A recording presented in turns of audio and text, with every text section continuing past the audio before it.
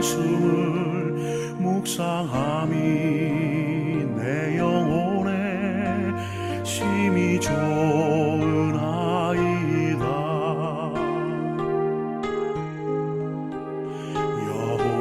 여호와여 주의 말씀을 묵상함이 내 영혼에 심히 좋은 아이다. 오늘 하나님께서 우리들에게 주시는 말씀은 구걸하는 인생에서 사도행전 3장 1절에서 10절의 말씀입니다. 한 절씩 교독하고 마지막 절을 함께 봉독하겠습니다. 제9시 기도 시간에 베드로와 요한이 성전에 올라갈새 나면서 못 걷게 된 이를 사람들이 메고 오니 이는 성전에 들어가는 사람들에게 구걸하기 위하여 날마다 미문이라는 성전문에 두는 자라. 그가 베드로와 요한이 성전에 들어가려 함을 보고 구걸하거늘 베드로가 요한과 더불어 주목하여 이르되 우리를 보라 하니 그가 그들에게서 무엇을 얻을까 하여 바라보거늘 베드로가 이르되 은과 금은 내게 없거니와 내게 있는 이것을 내게 주노니 나사렛 예수 그리스도의 이름으로 일어나 걸으라 하고 오른손을 잡아 일으키니 발과 발목이 곧 힘을 얻고 뛰어 서서 걸으며 그들과 함께 성전으로 들어가면서 걷기도 하고 뛰기도 하며 하나님을 찬송하니 모든 백성이 그 걷는 것과 하나님을 찬송함을 보고 그가 본래 성전 미문에 앉아 구걸하던 사람인 줄 알고 그에게 일어난 일로 인하여 심히 놀랍게 여기며 놀라니라. 아멘. 제 장인 어르신은 베트남 참전 고엽제 피해 유공자이십니다. 제 차는 장인 어르신과 공동 명의로 되어 있기 때문에 그 장애 주차증을 저도 가지고 있습니다. 하지만 장애 주차구역에 주차해 본 적은 한 번도 없습니다. 그 장애인이 직접 운전을 하거나 탑승하고 있어야만 가능합니다.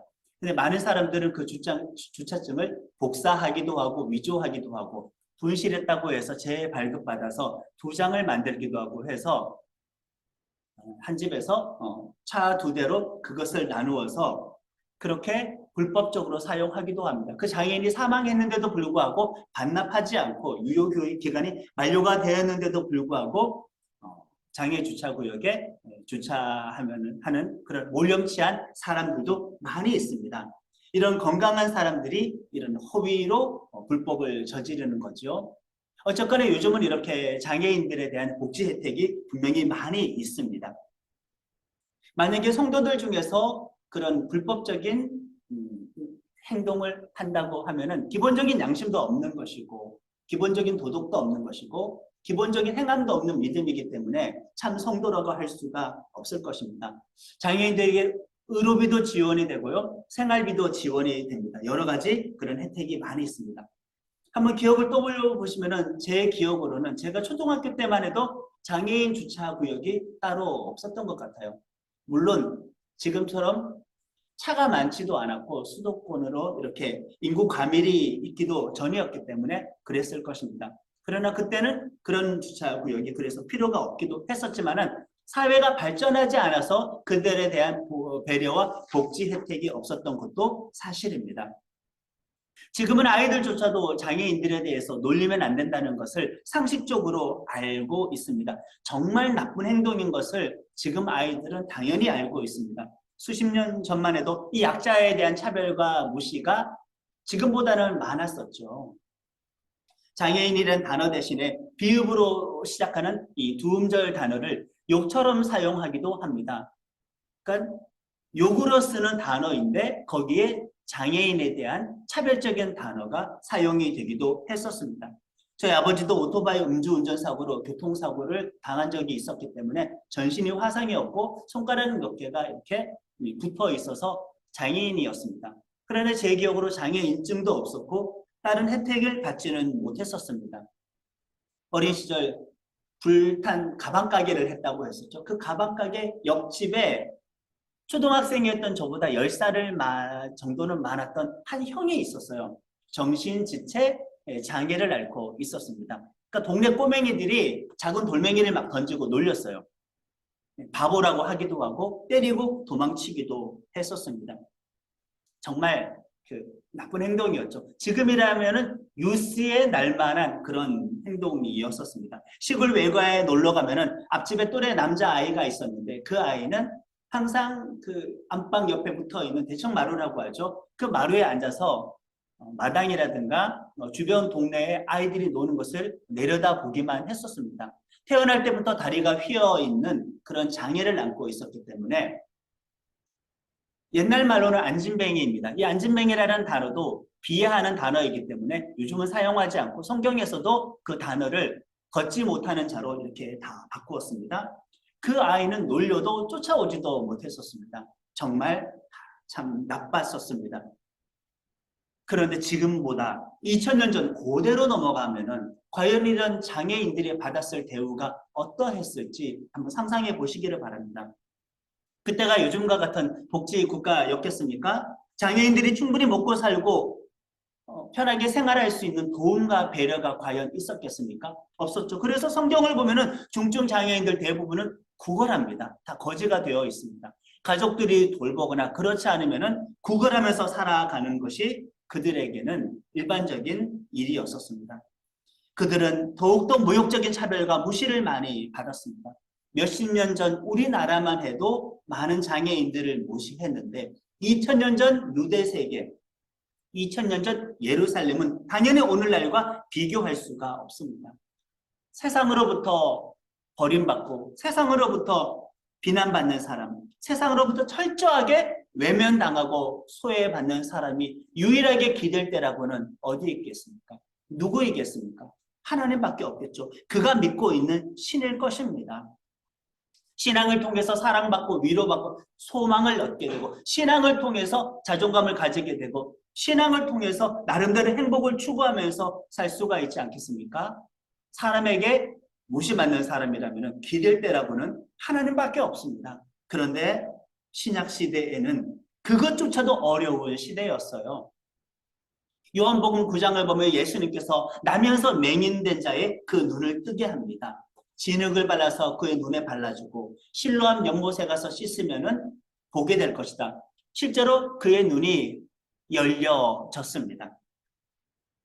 이렇게 태어나면서부터 맹인된 사람을 치유하는 그 사건 속에서 그 장애에 대한 유대인들의 인식을 우리들은 살필 수가 있습니다. 요한복음 9장 2절 함께합니다. 제자들이 물어 이르되 랍비여 이 사람이 맹인으로 난 것이 누구의 죄로 임함이니까? 자기니까 그의 부모니까? 아니 예수님의 제자들조차도 태어나면서부터 장애를 갖고 있는 사람에 대해서 죄의 결과로 인식했다는 겁니다. 그런데 하나는 궁금한 거죠. 태어나면서부터 장애를 입었는데 이거는 부모의 죄 때문에 이렇게 된 것인가? 그 당사자의 죄 때문에 이렇게 된 것인가? 제자들조차도 이런 인식을 가지고 있었는데 유대인들에게는 이것이 일반적인 인식이었던 것입니다. 이 맹인의 눈을 뜨게 했던 날이 유대인들의 명절 안식일이었습니다. 안식일을 일을 하면 안 되는데 당시 유대 종교인들이 일을 했다고 그 맹인 눈뜨게 한 걸 가지고 따지기 시작합니다. 예수님에게 따지기 시작하죠. 맹인의 부모까지 불러다가 조사를 합니다. 그 맹인까지 직접 불러다가 조사를 하는데 그 눈을 뜨게 된 그 맹인이 그 종교 지도자들 앞에서 예수님 편드는 이야기를 하니까 그들은 이런 말을 합니다. 바리새인들이죠. 9장 34절 함께합니다. 그들이 대답하여 이르되 내가 온전히 죄 가운데에서 우리를 가르치느냐 하고 이에 쫓아내어 보내니라. 아멘. 여기서도 확실하게 장애인들에 대한 유대인들의 인식이 나옵니다. 너희들은 죄 때문에 그런 장애를 입게 된 것이다. 장애로 인해서 세상 사람으로부터 무시당하고 차별받고 버림받아서 거지가 되어서 구걸할 수밖에 없는데 그러면 유일하게 기댈 곳이라고는 그 유대인들의 신 하나님밖에 없는데 이 장애에 대한 인식이 죄 때문에 그렇게 된 것이라고 하면은 하나님에게조차 기댈 수가 없는 정말 인생에서 불쌍하고 비참한 사람이라고 할 수가 있습니다. 죄인이기 때문에 이런 결과였으니 하나님에게조차 마음껏 구하거나 나설 수가 있었겠습니까? 그러니까 중증 장애인들은 아무에게도 사랑받을 수가 없었죠. 위로를 받을 수가 없었습니다. 사람에게 버림받는 것은 둘째치고 하나님에게조차 나는 버림받았다라고 느낄 수밖에 없었습니다. 이런 사람에게 삶에 무슨 소망이 있겠습니까? 존재 가치가 있었겠습니까? 그 한 사람을 통하여 세상에 어떤 유익이 되는 일이 일어날 수가 있었겠습니까? 다 구걸하는 것으로 성경은 다 묘사를 하고 있습니다. 유대인인데 그 하나님에게조차 버림받는 인생이라고 나도 그렇게 생각하고 주변에서도 다 그렇게 이야기를 합니다.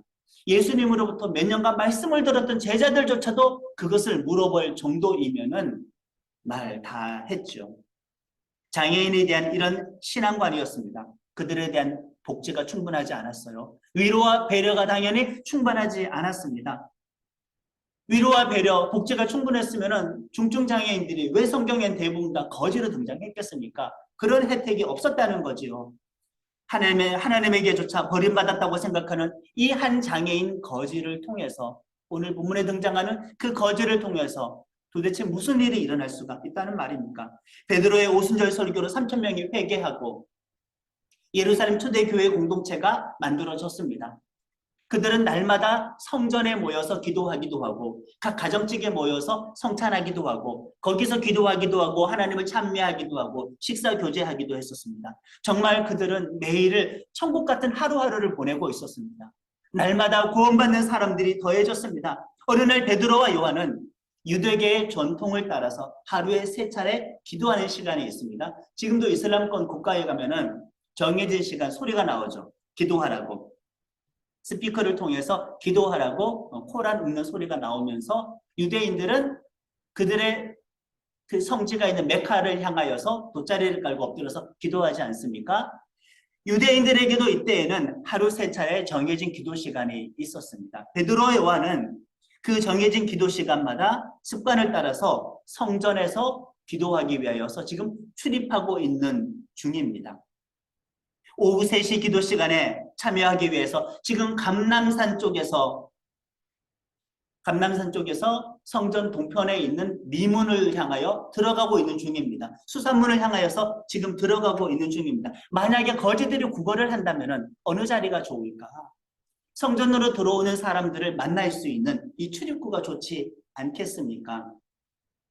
신앙 양심을 따라서 더 많이 적선을 해줄 것이기 때문에 구걸하기에는 정말 적합한 장소입니다. 성전으로 들어가는 여러 문 중에서 이 미문은 예루살렘 성 외부로 통하는 문입니다. 다른 성전으로 출입하는 문은 예루살렘 성내에서 진입하는 문이지만은 이 미문과 수산문은 예루살렘 성전에서 외부로 통하는 문이기 때문에 외부에서 오는 손님들이 많은 거죠. 성지 순례하는 순례객들도 많고 디아스포라 유대인들이 처음 와서 이쪽으로 진입을 하게 되니까 어쩌다가 만나는 사람이라면 적선을 쉽게 해주겠죠. 날마다 만나는 예루살렘 주민들은 수년째 수십 년째 거기 앉아있는 사람에게 매일 적선을 해주겠습니까? 그래서 이 거지는 정말 좋은 자리를 지금은 선정해서 구걸을 하고 있는 중입니다. 2절과 3절의 말씀을 함께 합니다.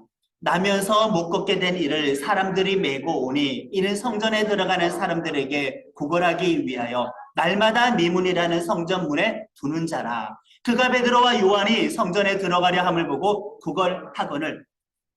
요한복음 9장에 나면서 맹인된 것과 마찬가지로 이 안진뱅이도 지금은 쓰면 안 되는 단어입니다. 걷지 못하는 자도 나면서부터 이런 장애를 갖게 되었다. 당연히 유대인들의 인식은 뭐예요? 이 사람은 죄의 결과로 이렇게 된 사람인 겁니다. 저주받아 당연한 거죠. 긍휼의 대상은 아니에요.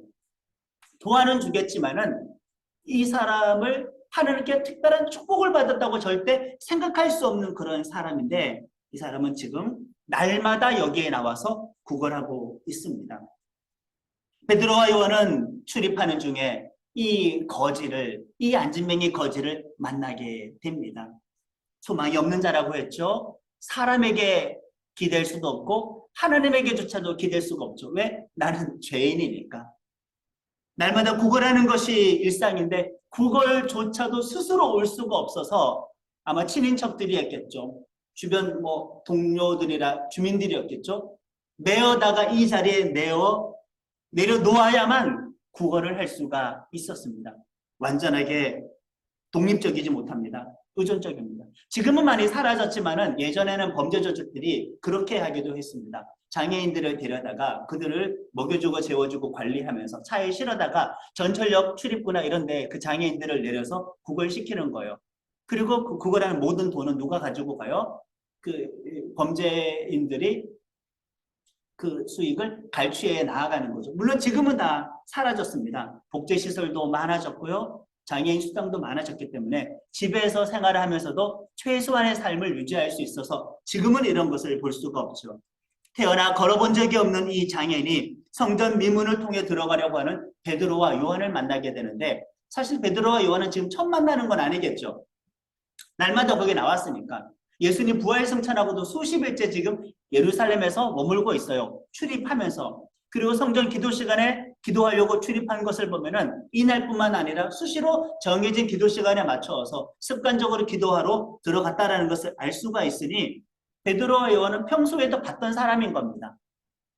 그 예전에도 봤던 사람인 겁니다. 이 나이는 뒷부분에도 나오는데 40세입니다. 성경에서 40이 주는 의미가 뭔지 아시죠? 충만한 기간, 충만한 숫자. 그 말은 이 장애인의 나이가 40세라는 것은 이런 비참한 운명과 삶이 전혀 개선될 수가 없고 완전하게 고착화가 된 거, 꽉 채워진 숫자예요. 전혀 탈출할 수 없는 굳어진 운명의 사람이었다라는 그 뜻입니다. 날마다 성전에서 구걸하느라 베드로와 요한뿐만 아니라 예루살렘 주민들도 다 아는 사람들이고 성전에 수시로 기도하러 들어가는 경건한 사람들도 봤던 사람들이에요. 아는 사람이에요. 이제 그를 만납니다. 그러나 지금의 만남은 그 이전의 만남과는 전혀 다릅니다. 왜요? 베드로와 요한은 지금 성령 충만함 받은 이후입니다. 초대교회가 탄생한 이후입니다. 오순절 설교를 통하여 능력 있는 하나님의 말씀의 설교를 통하여 3,000명이 구원받아서 예루살렘 교회가 탄생한 그 이후입니다. 그 이후에 베드로와 요한은 이 장애인을 지금 만나는 거죠. 성령 충만한 설교자가 되어서 전도자가 되어서 복음의 능력을 경험한 상태에서 지금 언제나 수시로 봤던 이 거지를 만나게 된 겁니다. 우리는 수많은 일상적인 만남을 지금 반복하고 있습니다. 똑같은 장소에서 똑같은 사람을 반복적으로 계속 만나고 있지 날마다 다른 사람 만나진 않죠. 친구도 똑같은 친구이고 직장 동료도 언제나 같은 사람이지 우리는 항상 같은 사람을 반복적으로 만나고 있는데 그런 만남을 통해서 아무런 일도 일어나고 있지는 않습니다. 성령 받고 권능을 받고 말씀 충만한 증거자가 된다면 그 만남을 통해서도 구원의 기적이 나타날 수가 있습니다. 거지가 베드로와 요한에게 구걸합니다. 그런데 이 둘이 멈춰서서 그 장애인을 주목하여 봅니다. 성경에서는 주목하여 본다라고 되어 있습니다. 일반적인 바라봄은 아니고 주목하여 본다라고 되어 있습니다. 그러니까 거지에겐 더욱 기대감이 생겼습니다. 아, 이 둘은 지나쳐가지 않겠구나. 무시하지 않겠구나. 주목해서 나를 바라보시니까 뭐라도 얻을까 싶어서 쳐다보는 거죠. 5절의 말씀 함께 합니다.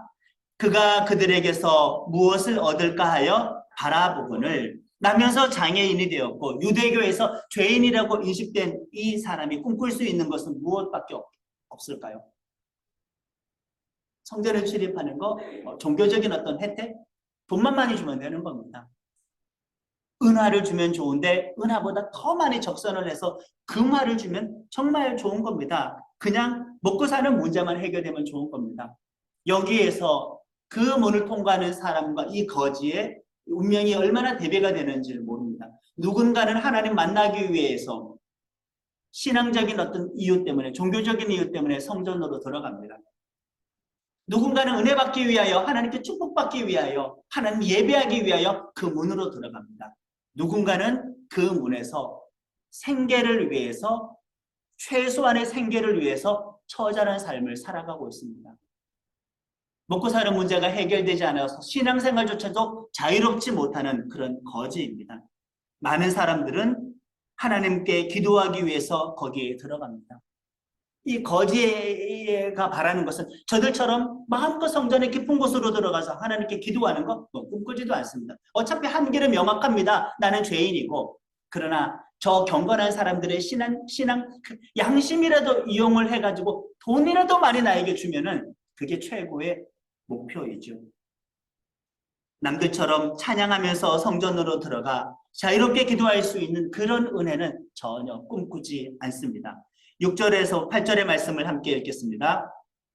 베드로가 이르되 은과 금은 내게 없거니와 내게 있는 이것을 내게 주노니 나사렛 예수 그리스도의 이름으로 일어나 걸으라 하고 오른손을 잡아 일으키니 발과 발목이 곧 힘을 얻고 뛰어서서 걸으며 그들과 함께 성전으로 들어가면서 걷기도 하고 뛰기도 하며 하나님을 찬송하니 아멘. 크고 놀라운 일이 벌어졌습니다. 은과 금을 기대했으나 은과 금은 없었지만 예수 이름으로 일어나 걸으라고 명령을 합니다. 명령만 하진 않았습니다. 오른손을 잡아서 일으켜 줍니다. 은과 금보다 더 좋은 것, 예수 이름을 소유하는 것. 은과 금을 꿈꾸는 사람에게 진짜 필요한 것은 은과 금이 아니라 부귀영화를 꿈꾸고 인생을 살아가는 자에게 진짜 필요한 건 그게 아니라 예수 이름을 만나는 것입니다. 모든 사람들에게 최고의 선물은 예수님의 이름을 가지는 것입니다. 예수 이름엔 권세와 능력까지 있어서 안진뱅이를 걷게 했는데 여기서 나타나는 기적은 점진적인 기적이 아니라 즉각적인 기적이었어요. 곧 일어나서 걷게 되었다. 손잡아 일으켜 세워주는 것이 얼마나 큰 사랑의 배려인지 압니까? 자, 보세요. 원래 태어나서 걸을 줄 알았다가 불의의 사고로 못 걷게 되었다가 그런 사람들에게 일어나 걸으라고 명령을 했었을 때 그러면 그 사람은 걷는 방법은 알고 있잖아요. 걸었던 감각은 기억하고 있잖아요. 그러나 나면서부터 걸어본 적이 없는 사람이에요. 태어나면서부터 걸어본 적이 없는 사람은 걷는 감각이 무엇인지 몰라요. 걷는 방법도 몰라요. 그의 연약한 믿음을 돕기 위하여 손을 잡아서 일으켜 세워주는 겁니다. 약한 자의 믿음을 이 접촉을 통하여서 붙잡아주는 거죠. 도와주는 거죠. 이전에 먼저 마주쳤었을 때 베드로와 요한이 주목하여 보았다고 하지 않습니까? 근데 이 장애인이 일어나서 걷게 되는 순간 가장 먼저 한 행동은 무엇인가? 성전으로 들어가서 하나님을 찬양했다고 했습니다. 뛰기도 하며 하나님을 찬양하니 몸이 치유되고 나서 가장 먼저 한 행동은 하나님을 찬양한 행동. 그래서 처음 베드로와 요한이 이 장애인을 주목했을 때 과연 무엇을 주목했느냐라고 해석을 할 때 그 장애인 안에 있었던 잠재적인 하나님을 향한 믿음을 주목했다라고 그렇게 해석을 합니다. 그 잠재적인 믿음을 이끌어낸 것은 베드로와 요한이 전해주었던 예수 이름이죠. 예수 이름이고 성령의 권능이죠. 그리고 손을 잡아 일으켜 주었던 믿음의 배려였었죠. 우리 주변에는 잠재된 믿음을 가지고 있는 사람이 많이 있지만은 우리는 반복적인 만남을 통하여 다 놓쳐버립니다. 베드로와 요한처럼 성령 충만하지 않기 때문에 믿음 충만하지 않기 때문에 복음을 마음껏 설교할 수 있는 말씀이 충만하지 않기 때문에 반복적인 만남을 통하여서도 우리는 그 잠재적인 믿음의 사람을 이렇게 세우지 못합니다. 예수 이름을 선언하지 못하고 손잡아 일으켜 주지도 못합니다. 미문을 통과하면 성전을 넓게 둘러있는 천장이 가로막힌 지붕이 있는데 이 미문 쪽에 붙어있는 그 행각을 솔로몬의 행각이라고 하는데 정말 수천 명의 사람들이 그 자리로 모여들었습니다. 왜요? 그 미문에 앉아 있었던 그 거지는 수십 년째 거기에 왔었기 때문에 성전을 출입하는 사람이라고 하면 다 아는 사람이에요. 내가 분명히 저 사람 장애인인 걸 아는데 뛰어서서 춤추면서 하나님을 찬양하고 있으니까 너무 놀라운 광경이지 않습니까? 수천 명의 사람이 모여들었습니다. 9절과 10절 함께 합니다. 모든 백성이 그 걷는 것과 하나님을 찬송함을 보고 그가 본래 성전 미문에 앉아 구걸하던 사람인 줄 알고 그에게 일어난 일로 심히 놀랍게 여기며 놀라니라. 놀랐다는 단어가 두 번 반복이 되었고 중간에 심이라는 말이 있죠. 엄청나게 충격받는 겁니다. 있을 수 없는 기적을 지금 경험했어요. 오순절 설교처럼 여기서도 베드로는 모여든 사람들에게 예수님을 증거하는 복음 설교를 합니다. 성전에서 설교를 했다고 해서 성전 설교라고 합니다. 두 번째 설교이죠. 이전에 성령 강림 이후에 술 취했다고 비방하는 사람들을 향해서는 오순절 설교 3,000명이 돌아왔고 여기서는 지금 성전에서 설교를 합니다. 이 설교의 내용을 요약하면 이것입니다. 너희들이 생명의 주를 죽였다. 그러나 하나님께서 그를 살리셨고 우리는 그 부활의 증인인데 그 부활한 예수님 때문에 이 사람이 낫게 된 것이다. 이것이 이 설교의 요지입니다. 너희 종교 지도자들이나 몰라서 예수님을 죽였지만은 회개하고 돌아오면 된다. 예수님을 너희들이 죽였던 것은 선지자들의 예언이었지만은 너희들이 회개하고 죄 용서를 받으면은 예수님을 보내어 주실 것이다. 이 요지로 설교를 하죠. 지금 이 설교를 수천 명의 사람들이 듣고 있습니다. 그 중에는 치유받은 그 장애인도 있죠. 아, 내가 낫게 된 정확한 원인에 대해서, 이유에 대해서 알게 되는 겁니다. 예수 이름으로 일어나 걸어라 해서 손잡아 일으켜줬죠. 개인적인 믿음은 연약한데 누군가 도와줬기 때문에 그 믿음의 도움을 받아서 일어섰는데 왜 내가 낫게 되었지? 죽으셨다가 부활하신 예수님 때문에 내가 낫게 되었구나라는 것을 알게 되었습니다. 웅성웅성합니다. 수천 명이 지금 솔로몬 행각 쪽에 모여들었으니까. 그런데 거기에는 누가 있었을까? 성전을 관리하는 관리자도 와 있었겠죠. 성전 관리는 바리새파가 아니라 사두개인들이 주로 맡고 있었습니다. 제사장들과 성전 관리자들과 사두개인들도 모여서서 그 베드로의 설교를 지금 듣고 있는데 예수가 죽었는데 자기들이 죽였는데 하나님께서 그를 부활시켰고 자기들이 그 부활의 증인이라고 이야기를 하면서 설교를 해요. 사두개파에서 바리새파와 다르게 부활신앙은 없었습니다. 사람이 죽으면 부활한다라는 신앙이 없었으니 그들의 교리와 충돌이 되어서 정말 듣기 싫었습니다. 그래서 사병들을 보내어서 설교하고 있는 베드로와 요한을 체포해 버렸습니다. 저녁쯤이었겠죠. 오후 3시에 기도하러 갔다가 설교하고 있었고 이 사태가 벌어졌으니까 체포당할 때에는 저녁이었습니다. 한 장애인을 통하여서 지금 모든 일들이 걷잡을 수 없이 커져버렸습니다. 나는 그냥 금 하나 얻기 위하여서 바라봤었을 뿐인데 지금 일어나게 되었고 나로 인해서 수천 명이 오게 되었고 거기서 설교가 선포가 되었고 나를 고쳐준 두 사람은 지금 체포가 되어버렸습니다. 이 일이 정말 커져버렸습니다. 걷게 된 장애인 입장에서는 자기 때문에 일어난 일들입니다. 40평생 죄인으로 살았습니다. 천신받고 하나님께도 마음껏 나설 수 없었던 이 인생을 통하여 무슨 일이 일어나게 될까? 4절의 말씀을 함께 읽겠습니다. 말씀을 들은 사람 중에 믿는 자가 많으니 남자의 수가 약 5천이나 되었더라. 베드로의 오순절 설교로는 3,000명이 회심을 했는데 여기서는 남자만 5,000명입니다. 이때는 가부장적인 시대여서 머리 숫자 포함할 때 주로 남자 숫자만 세알입니다. 여자들이 없었다는 것이 아니라 여자들도 있었습니다. 아이들도 있었습니다. 최소 6천, 7천, 8천, 10,000명이 넘을 수도 있는 겁니다. 엄청나게 많은 사람이 누구가 지금 계기가 되어서 예수를 영접하게 되었느냐? 장애인으로 태어난 이 사람 때문에 갑자기 한 사람의 인생 자체가 이렇게 존귀하게 쓰임받을 수가 있을까? 무쓸모였던 사람이었어요. 하나님께도 기댈 수 없었던 사람을 위하여 그런 사람이었는데 수천 명의 사람이 그 사람이 낫게 된 것을 계기가 되어서 예수를 영접하게 되는 놀라운 일이 일어나게 되었습니다. 그 장애가 예수를 접촉하면 예수님의 이름을 부정하게 만드는 게 아니라 그 장애가 예수님을 만나게 되면 예수님을 무기력하게 만드는 게 아니라 예수님의 이름이 모든 저주를 극복하고 모든 장애를 극복합니다. 예수님의 이름이 모든 연약한 것들을 이겨버립니다. 부정함도 저주도 종교적인 정죄도 모든 소외도 예수의 이름이 이겨버렸습니다. 예수 이름이면 성령의 본능이면 세상에서 가장 보잘것없는 사람이 이렇게 귀하게 쓰임받을 수 있습니다. 여러분들의 한평생에 여러분들을 통하여 10명이라도 하나님께로 돌아오면 우리는 태어난 보람이 있고 예수 믿는 보람이 있는 겁니다. 그대로 죽어도 세상에서 할 일 다 한 거예요. 나를 통하여 누군가 예수를 알게 되면 그게 인간의 태어난 존재 가치이지 않겠습니까? 그러나 이 사람은 태어나면서도 죄인으로 그렇게 낙인 찍혀서 태어났는데 5,000명 넘는 사람이 예수를 영접하게 되었습니다.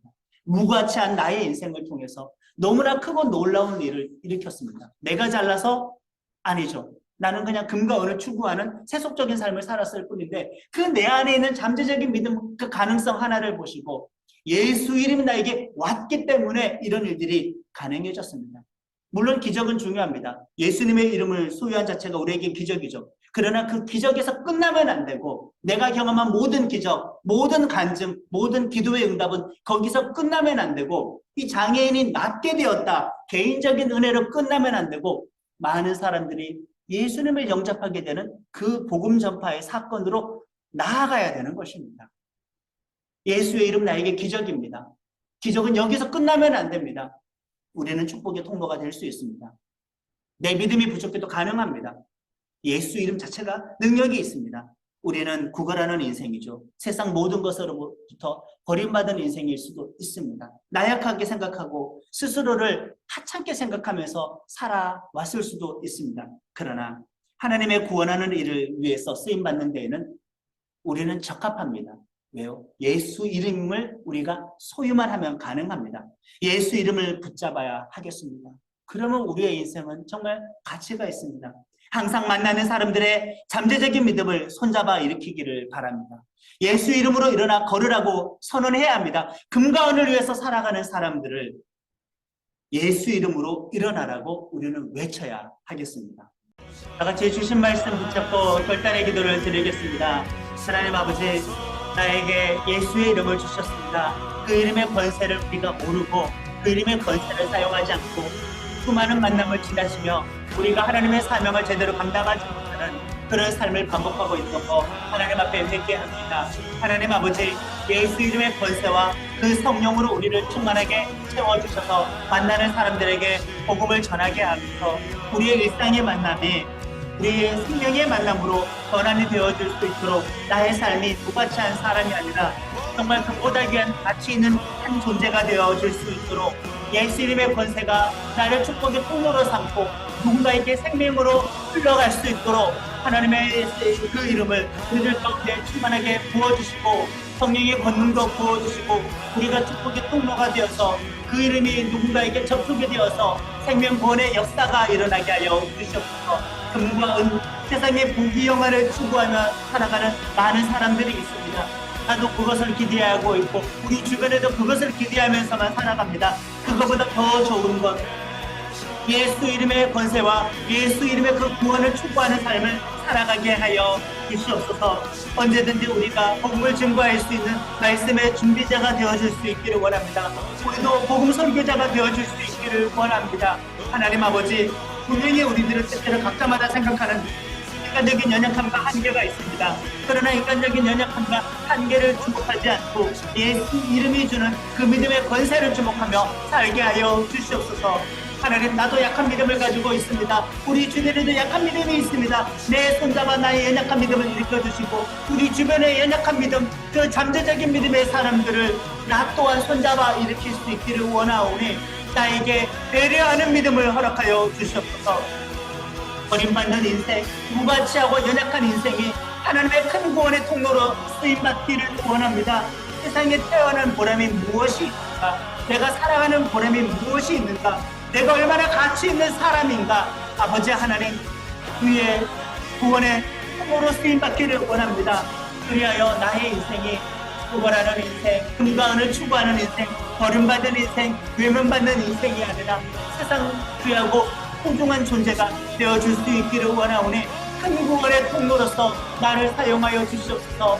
주의 이름을 잘 전달하고 간직하고 하나님이여 사역 가운데 나아갈 수 있기를 원합니다. 이미 나에게 주신 기적이 많이 있고 이미 내게 주신 은혜가 많이 있지만 그 기적 자체에서 끝나지 않게 하여 주소서. 그 은혜와 간증 자체에서 끝나지 않게 하소서. 그것을 계기로 인하여 복음을 증거하는 삶이 이루어질 수 있기를 원합니다. 그렇게 우리들을 사용하여 주시옵소서. 그렇게 우리들을 사용하여 주시옵소서. 예수님의 이름으로 기도합니다. 아멘. 주의 말씀